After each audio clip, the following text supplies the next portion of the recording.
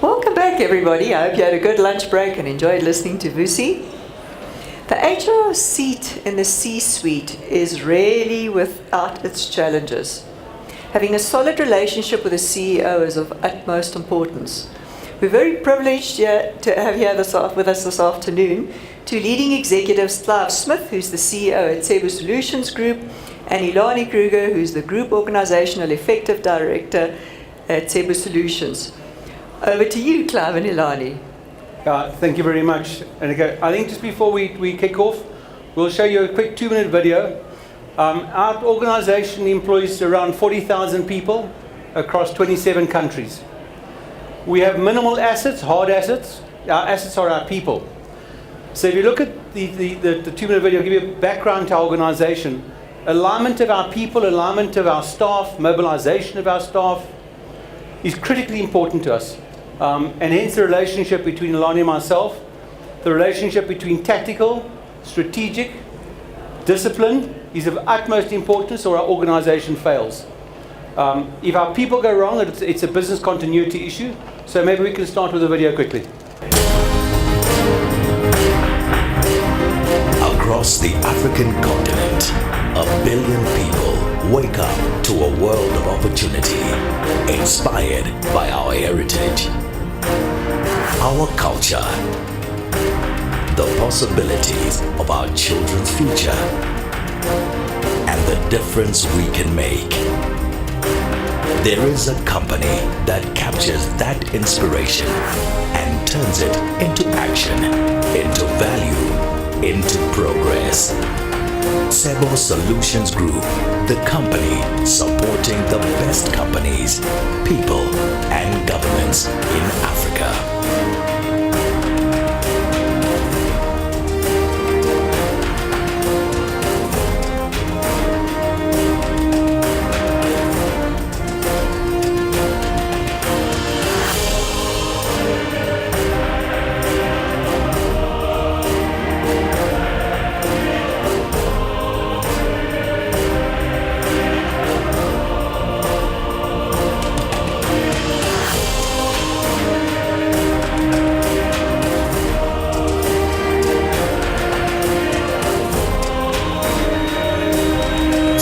Solutions Group, a truly African company working in a global marketplace, driven by action, built on inspiration.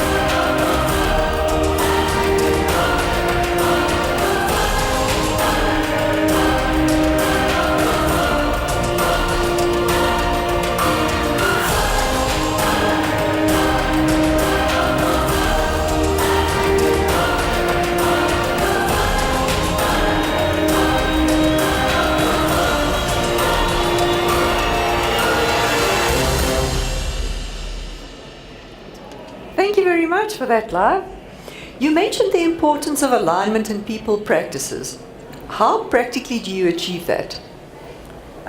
You know, Annika, most executives review on a monthly basis or frequently through the business. I've got a slightly different methodology with my team, and we apply the same with Elanie and myself. We set a group strategy. We set a 5-year, 10-year, 15-year horizon. When I took over the organisation in 2003, we had circa 4,000 employees across 3 countries. We now got 40,000 employees across 27 countries. We have a strategy to take us through to 2025 and 2030, and by 2025 we'll be in excess of 100,000 employees across around 35 countries, mostly on the Middle East and Africa. So we set a very, very accurate strategy where we triangulate on a cube geographies, customer verticals, and our services that we offer to try to triangulate that around our customers.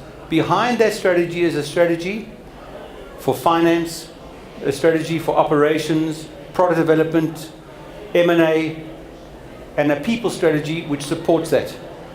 Through that, we then enter up by having prioritization of the strategy. And then how do I get that prioritization with Elanie? And she could probably say how it works for her. But we don't review monthly. We have an exco meeting where the whole team reviews monthly. But I sit away with the executives for either 24 hours or kind of 36 hours every 2 months or 3 months or 4 months or 6 months, depending on how much alignment we need to get between us.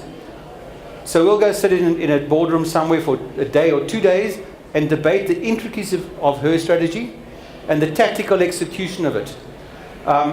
There's many ways to skin a cat. We don't all do it the same way. But if we're aligned with the starting point, the end point, and a rough best route to do it, if we're aligned on that, then we pass the ball across to Elanie and she must go deliver it. She'll give us feedback every month, but give the whole team feedback. If our alignment starts to part, or if she's achieved a significant amount of progress in an area, and we feel we need a realignment, then we carve out a whole day. And we sit for 8 hours, whiteboard, flip charts, pots and pots of tea, and we debate and talk and in the micro detail. And then we part and she goes off and delivers. And I find that works with the majority of my team. The fact that we're a growing organization, we operate on client sites, not on our sites. We're a distributed company. We don't see our people. So our people are out there. How do we make sure that when you see our people are doing what they should be doing? One of my predecessors, you say we got 10,000 people, we got 10,000 Scud missiles. As we're sitting here right now, there's more than one people not doing what they're supposed to be doing. So we do a significant amount of training. We train around 50,000 people over a 2-year cycle. Consistent training, alignment around the objectives across to it. And that's sort of how we get the alignment process done. We find that by having deep debate, our team are a lot more effective in delivering the macro strategic objective and not just the micro tactical for today. I was chatting to one of our guys this morning. He said, one of your team members is looking at operations for the next week. Somebody else is looking for a month. He's maybe looking at the next 9 months. My role is to look at the next 24, 36, 60 sort of months. How do I get that vision across to them? It's just by talking. Mm-hmm. And I think the time that you spend on upfront planning and strategizing probably proves very well worth it, so that people are exactly aligned on what is to be done and who's going to do what. So Elanie, perhaps to ask you, to what do you ascribe the success of the great relationship you have? I think, first of all, thank you very much, everybody. It's very nice to be here with all of you. And of course, Clive, it's difficult to get a CEO out of the office, not to a customer, but to speak to a lot of CHROs. So thank you very much for making the time and showing your commitment. So what makes it successful, I think, is obviously honesty and trust and transparency and all of those things that we all hold dear. But I think what a CEO wants, I always say it's basics first before brilliance. And therefore, your fundamentals must be right. Clive expects me to make sure that even on the most basic side from a HR or organisational effectiveness perspective, that takes place. And then we can look at all the other strategic initiatives that would really enhance the business and give us some leverage. I think the fact that Clive leaves you to do what you need to do, once you've got alignment, I think that speaks to success, because no one likes to be micromanaged. I'm sure you guys don't, but it's good if you have clarity in terms of this is my purpose, this is what I have to do. The other thing that I think is important is it's not about my career success and why I'm doing certain things. It's about the bigger purpose. And my bigger purpose is to make sure that the business succeeds. And therefore, if there's small little hiccups or sometimes issues, that's fine. Because you look at the bigger purpose, and we are both aligned in terms of the bigger purpose and how we want to grow the business and the impact that it will have not only on our people, the communities we operate, and also to their lives and their family lives, etc. Sounds great. Clive, you mentioned a fairly spectacular growth trajectory. I want to ask you, how do you do that? And how do you take the people in the organization along? You've got to have a vision. got to be tangible. People must be able to believe in it. We go back to the X and Y theory of man in economics. Some people want to perform, others need to be managed to perform with a stick or a carrot. I've got a firm belief that majority of people in our organization or in life want to perform. They want to go home, be respected, go home to their family, whether you're at the lowest level in an organization or highest, you want to go home with respect. Believe that you're part of something. So if you can create an environment where people are respected, people feel that they can perform and that there's progression and that they've added real value to life, then it'll sort of just grow by itself. So we've set the strategy. We're not at the bleeding edge of organizations. So globally, if you go look at it, something like the Compass Group, ISS Group, G4S globally, they in our sort of sectors, they're all 500,000 people globally. So it's not rocket science what we're doing, but many companies around our continent have tried it. Very few have got it right. And it goes down to aligning the basics, not making mistakes, risk management, and making sure you can control the business and keep control of it whilst you grow. That goes back to people. We set the strategy years ago. I know most guys in the room probably know a gentleman called Benang Mahali. Benang used to be one of our team. And we were sitting discussing, Benang actually said, we're going to run out of capacity with this. We then went off to see Nick Benadell at Gibbs Business School, and we put a program in place to put through sort of circa 50 middle managers a year. We've run that program now for how long, Elanie? 8 years? 8 years. 8 years? It's great. 300 people been through it. It costs us under about 3 million rand per session or class to go through. But systematically we've grown 50 people a year with no other objective to say building capacity within the organization to manage the greater growth. Similarly, we realized that if the scale of the organization is going to get broader, Africa is not computer literate, but it's iPhone literate or smartphone literate. So we set a strategy 5 years ago to take the basic training modules of ours, put them onto little modules, onto a common platform which you can train yourself on a smartphone. We've now got 150 modules which are up and running. We started ourselves. The guy said, got a quote from an outside company, and it was millions. We said, do it yourself with a little handheld projector and PowerPoint. Learn it, understand it. We did the first 20, then we got a company to help us once we learned them.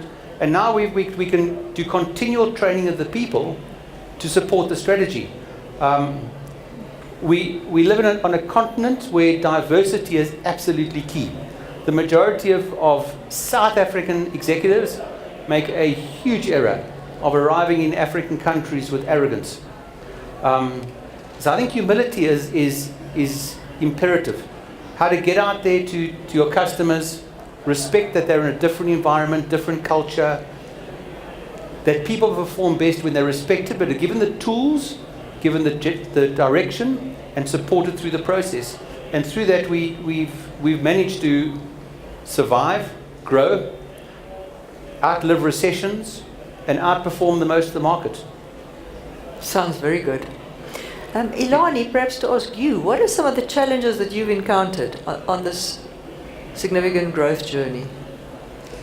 Well, I think growing capability is always a challenge, and you would all know that it's sometimes there's two schools of thought, but people often, what they are saying, it's not the war for talent, it's the waste of.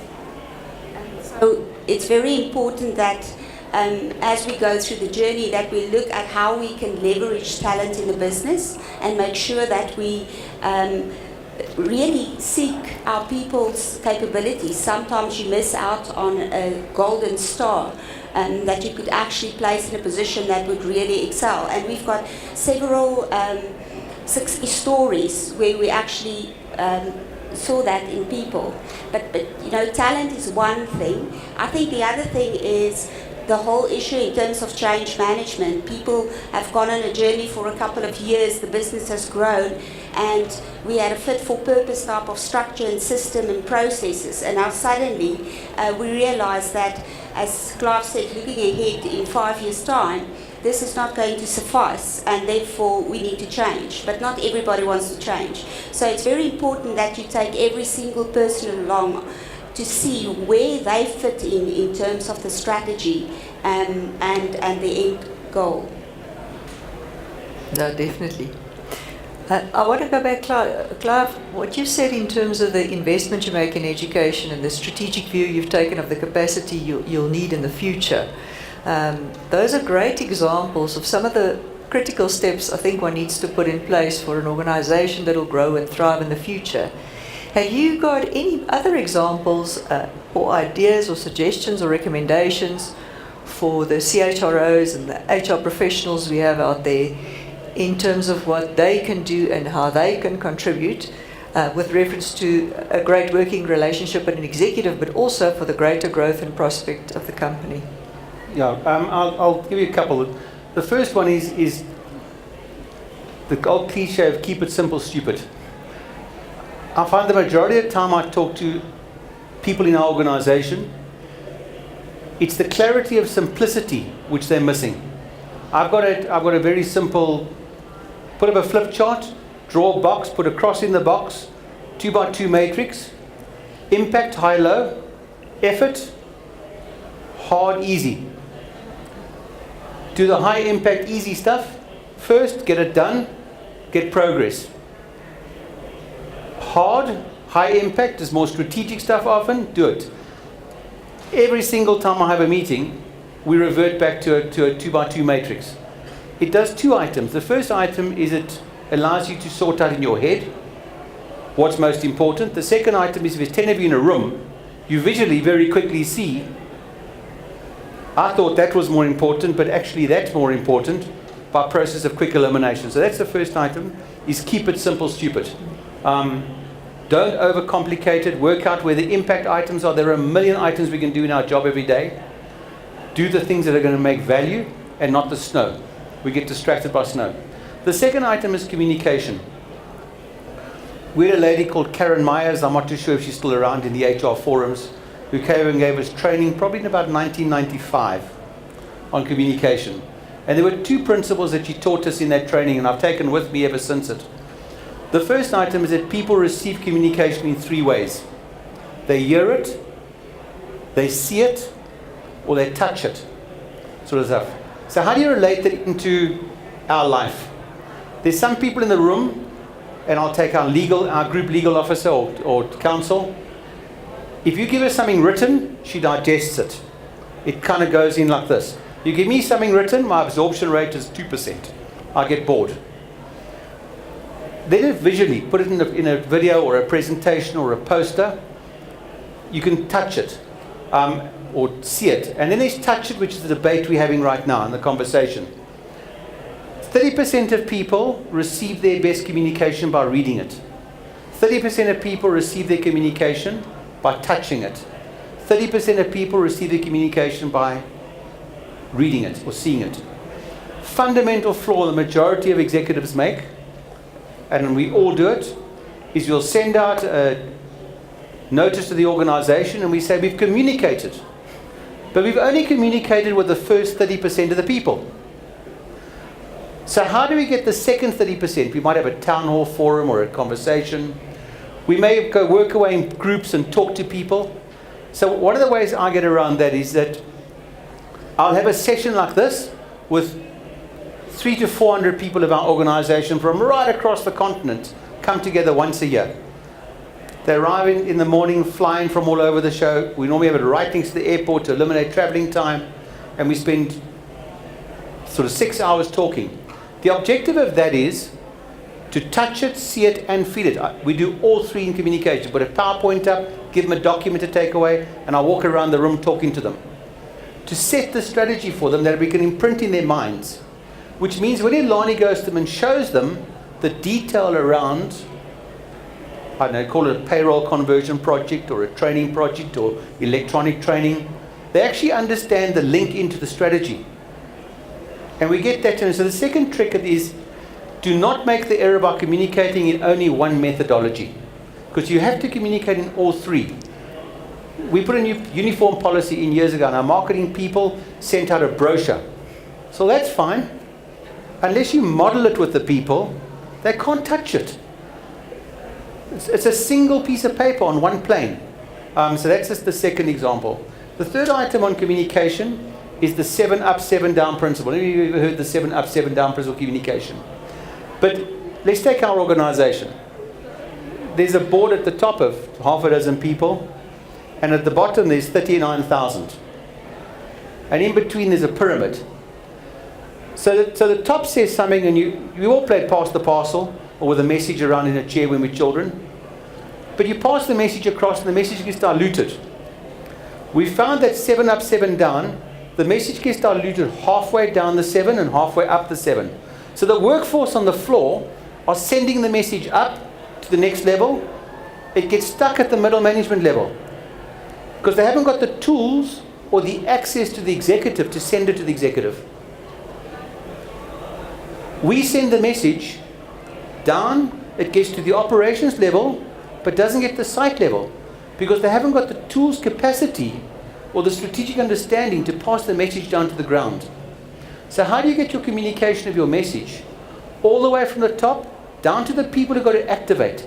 So 7 up, 7 down principle of communication, and the 3 methods of communication. That's the second tool which I think is absolutely imperative to mobilizing an organization. Because what's our job? Our job isn't to do HR admin. It's not to activate people on the payroll. It's not to go and recruit people. Those are just activities. They don't make the organization successful. Business is a car. The management team sit behind the steering wheel. Operations are the engine. If it's a factory, it's the machinery, it's the engine. The lights on the front are the headlights of marketing and sales, looking for the market and the roads ahead. And there are 4 wheels on the car. 1 wheel's HR, 1 wheel's finance, 1 wheel is quality or procurement. If 1 wheel is flat, does your car drive? Doesn't drive. So how do you get the integration between the 4 wheels and the alignment between the 4 wheels to mobilize the car? Fixing recruitment doesn't make the car drive. Fixing training doesn't make the car drive. Fixing the workforce to activate the end objective of your customer makes the car drive. Having those 4 wheels perfectly balanced, that each one is doing properly, means your car can drive like a Formula 1 car. Otherwise, you're stuck on the side of the road. Great, very powerful comments. Very powerful comments indeed. So you've spoken about the strategy, communication and execution. I'm keen to know what your thoughts are around data and your use of data within the organization, because I think that's also a critical part of your interactions between your CEO, your CHRO, and even your CFO and your head of risk. You've got no mic.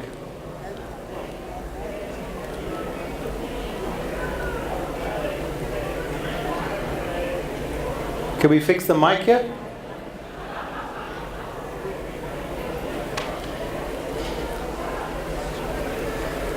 Okay, but while we're waiting for a new mic for Elanie, I think our data management is probably our weakest point. And I think it's the weakest point of most organizations in today's environment. Because if I ask the people in the room what's data management, they will tell me it's that the payroll's working effectively, that we got stats and staff numbers, etc. That's historic data management. Today's data management is analytics and intelligence. We started about 5 years ago doing data management and mining data pools. But we are not a bank. So we had a company called Boston Consulting Group do an audit on us on our IT readiness a couple of years ago, or digitalization readiness. It revolves right back to data, because you need data for digitalization. A bank sits at 100 out of 100 in terms of the market, because they digitalization and IT is there, and data is what they work with.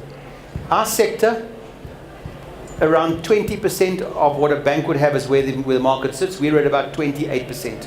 So we are 30% higher than our average competitors in the market, but we are still poor in terms of it.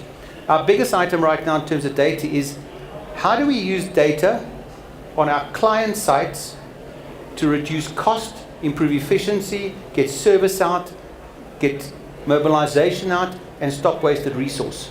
So we take a room like this, let's go to the cleaning facility. How do the cleaners know which room requires to be cleaned? How do we get the data? We can do it with electronic camera.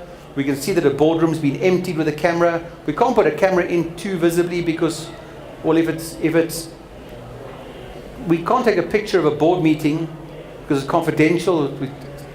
So we've got to kind of have motion sensors in reverse, which says the room's gone empty. So therefore, let's take a picture of it. It's dirty. We've got to mobilize a cleaner before they have to walk around every room. So that's where we started to talk about data. How to get data to intelligence, activation in our sector, in our industry. And the fact, go back to my comment on smartphones earlier on, we must have up to 50 apps already in our organization that we've developed. We started off saying we want an app. Let's get a consultant to write an app for us. Well, the quote came in at $2 million. Oh, is it going to work? And then we revisited the situation. We found that there's a common platform for apps. You and I can write an app. If you can write an Excel spreadsheet, you can write an app. 20 years ago, none of us could work on Excel spreadsheets. Now we all can do it. That's how we've learned. So we're now actually starting to train that in every one of our divisions, every area, we're creating app capacity to use the digital data we're having, to mine the value, to create value for our customers in that circuit and in that market. We are still way beyond where we can get to, but we're starting to think about it in a conversation. That's great. And Elanie, and also on the role in employee engagement and the data? So maybe just a few comments on data from my side. So as you all know, one of the fundamental basics for us is getting your master data right. Because if you look historically, the HR role has always been reactive, more reactive. And the future of HR, I believe, is more proactive in terms of the use of data. But therefore, your master data should be clean, and you should, there's a lot of apps, as Clive also mentioned, and programs and software. Just walk through outside and you'll see all the different opportunities there are to invest in all types of systems that can do analytics. And I think for me, it is about what would really make a difference to the business. Because a lot of data is fantastic and I get very excited when I see it. But it's not really going to be a driver of growth or change or better or improve customer service delivery, etc. And I think often, and I'm digressing slightly because it takes me on a trail, but often we get so absorbed in terms of what we can do with data that we miss the point. That if it's not going to make a substantial difference to your business and really enhance or be an enabler of your business strategy, you have to ask yourself, why are you collating that data? And why are you putting that metric forward? If that metric forward is actually meaningless to your business, it's just nice to have. So absolutely must have good data so that you can do your analytics. But obviously the question is which ones would be the levers that will actually help the business to move forward. And I think your comment, Elanie, links very nicely back to Clive's valid comment around return, effort and return. And at all times wanting maximum return on effort. It also goes back to Elanie's comment earlier on. I will align the picture with her. It's her job to make sure the detail works. So once we align what we're going to do, she's got to make sure that that data bank is correct, that we can mine it. Sure. Some closing thoughts on the future of HR, Clive, before we hand over to the audience for some questions.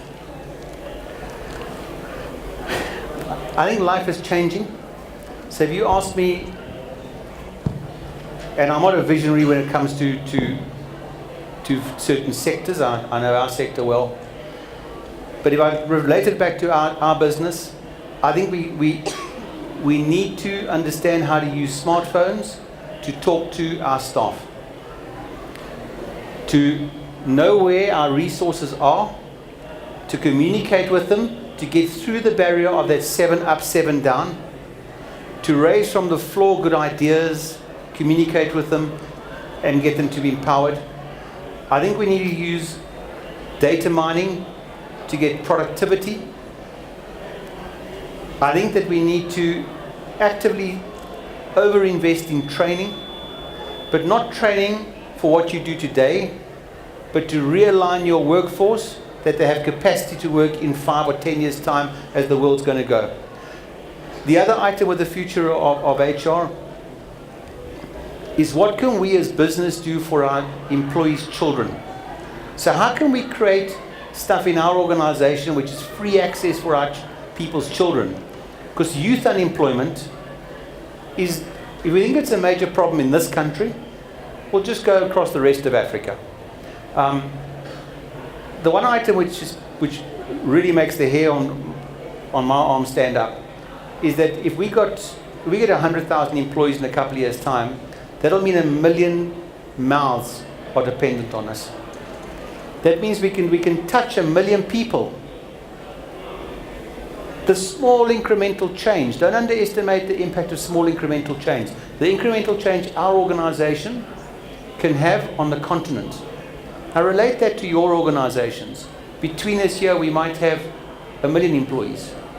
That means we can get to 10 million people to systematically change the continent and uplift the continent, to get ethics in place, to get morality back in place, to get governance back in place. If we as business and as HR executives and as leaders can all play our role, then we haven't got to rely on the politicians to take us forward. We can do it in hand with them. As we sit right now, there's a job summit around the corner. What can we do in our organizations? Not to be shedding jobs, but to be creating jobs. Because you cannot save yourself into prosperity. You've got to grow the organization to prosperity.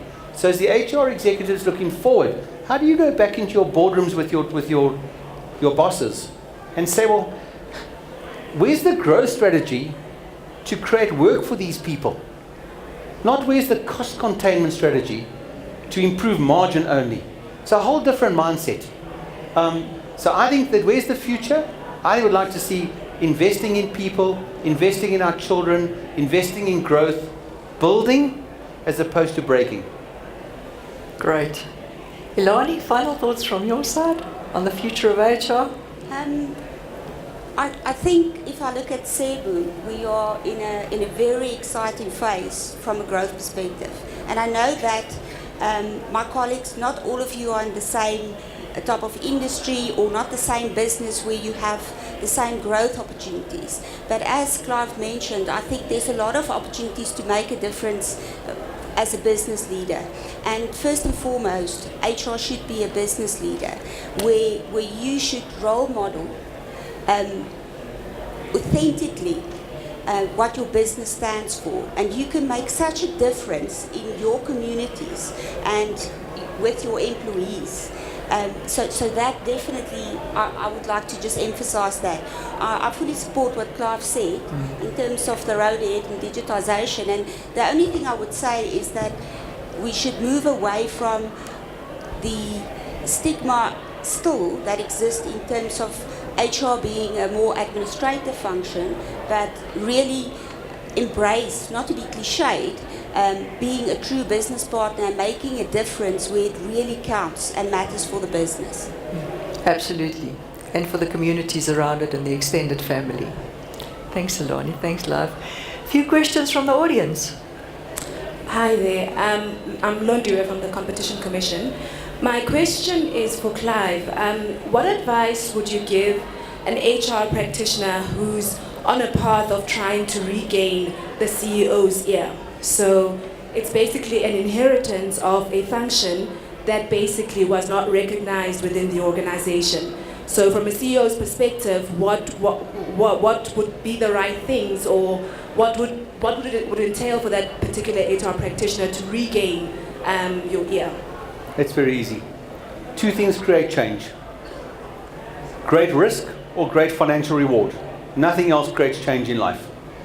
Great risk or great financial reward. Identify what's important to your CEO to create financial reward. I know Competition Commission, you've got to go find the people who price fixing on bread. Find that, it'll be great. But go find the items which are important to them that can move their organization forward to risk manage the environment of the Competition Commission or wherever you're sitting, or create financial reward for your executive. Don't walk in and try to get the ear on items that are important to you. Most people walk in to try to build the trust with their bosses on a wish list of items which are important to them. You've got to talk to what's important to the greater need, which is the organization. Build that trust level first. Once you have that trust level, it'll empower you to have the conversation on what's important to you. Just get on and do the job on the other stuff, and make sure that the base work works as best of your ability. Don't go and bleat about it or moan when you can't. Just do as best. Find one or two triggers that make them respect you to take their strategic objective forward, and focus on those in every communication you have until you've opened up the lines of trust. Hi, my question is to you, Clive. My name is Bruce, and throughout your presentation, you've been talking about the importance of training people, developing people. Even in your closing shots, you spoke about that. But and then earlier you also mentioned that you're training people because you have a strategy that is clear. So you're training people to execute on the strategy. Training all over the world has come under attack. That companies feel like they're spending a lot of money putting people in training classes, and then they go back and there's no return on investment. Do you feel like the reason why you are able to see a return on your investment is because you have a clear strategy? You've done the work of working on the organization. Now you're training people to execute on the strategy, compared to other companies who just send people to training classes without a clear strategy to execute on. Does that make sense? It makes absolute sense. Bucket our training into 3 buckets. The first bucket is management training, which builds leadership capacity to be able to support a business of 100,000 people and triple the size we are. We're around 10 billion turnover. That's ZAR. Can support a business when it gets to 50 billion turnover. So we're training management capacity to make sure we can control the business when we get there. That's easy to motivate. The second part of it is grassroots training. 30% of our employees are youth. 30% of our employees are youth.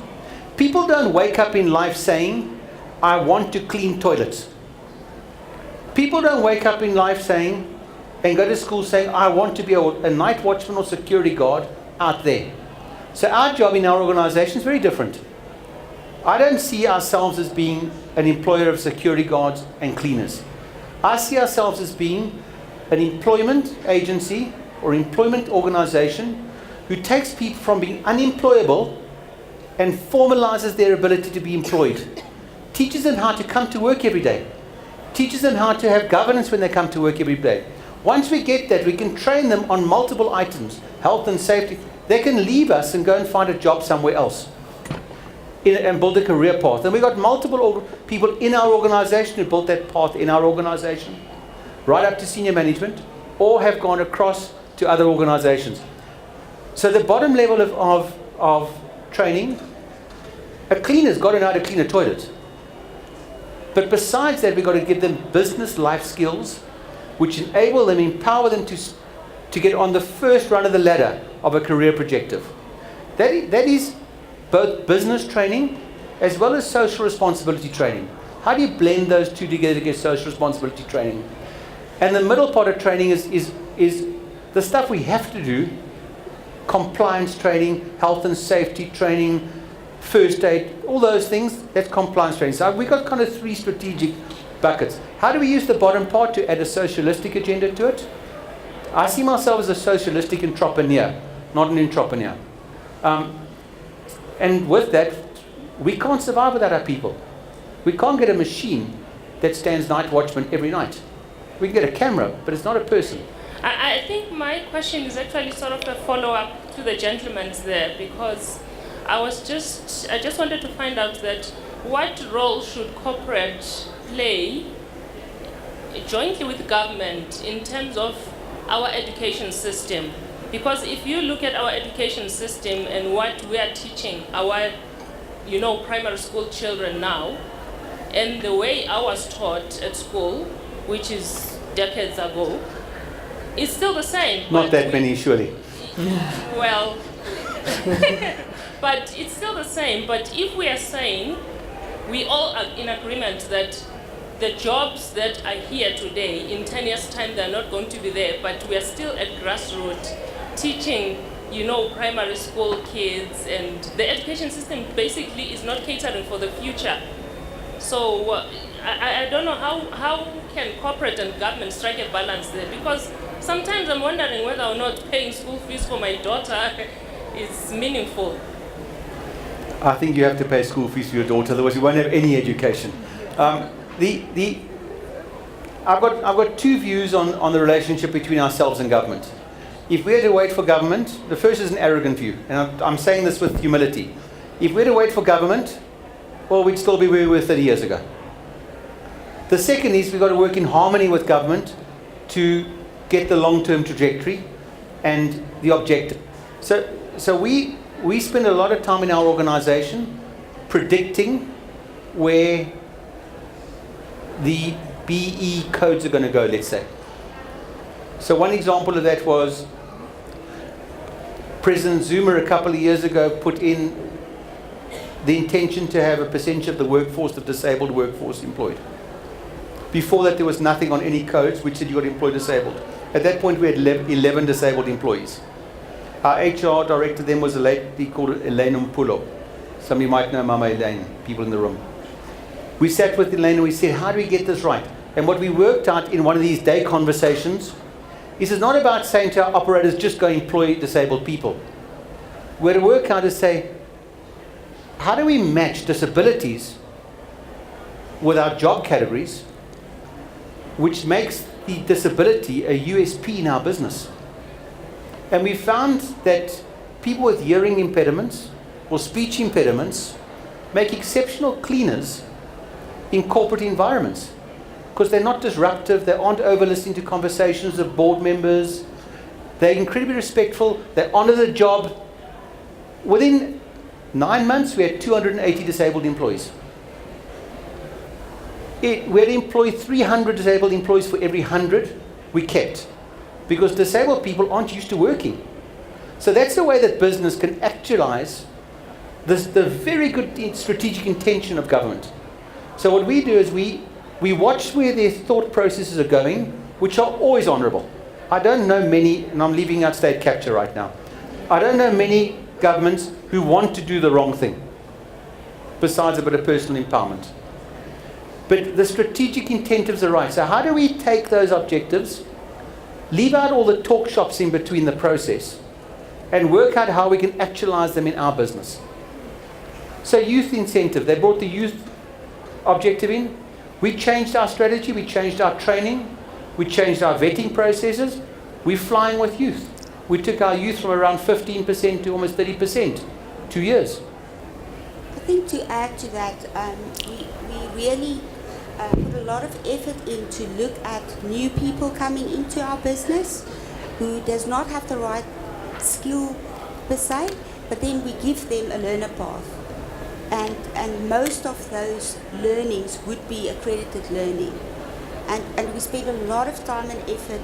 We've got most of our training institutions across the country are accredited with the CETAs, and we really try to get as much support from them in making sure that whatever we offer, even the offering, we try to customize it so that it's not only what the CETA is offering, but it's also business specific, and we do a blend. Great. Hi there. Sorry to go off the topic altogether, but my question is around the personal relationship between the CEO and the CHRO, or the head of HR, and I'm always intrigued. And it's a very powerful relationship, but it comes with its pros and cons. So my question is, when you've got the ear of the CEO, it often kind of alienates you as HR. What advice do you have in order to still have the trust of your fellow ExCo or ManCo colleagues to ensure that there's still that a strong relationship that you've got with your head of your units and your ExCo members? It's a very good question. I think because I've thought about that a lot, because you're privileged to a lot of conversation and sometimes about colleagues. So you have to balance that quite carefully. So I think the first thing for me is confidentiality. I have a relationship with my colleagues, and that's very important, that you build relationships with your fellow colleagues so that they know they can come to you, they can speak to you, and they can be a soundboard.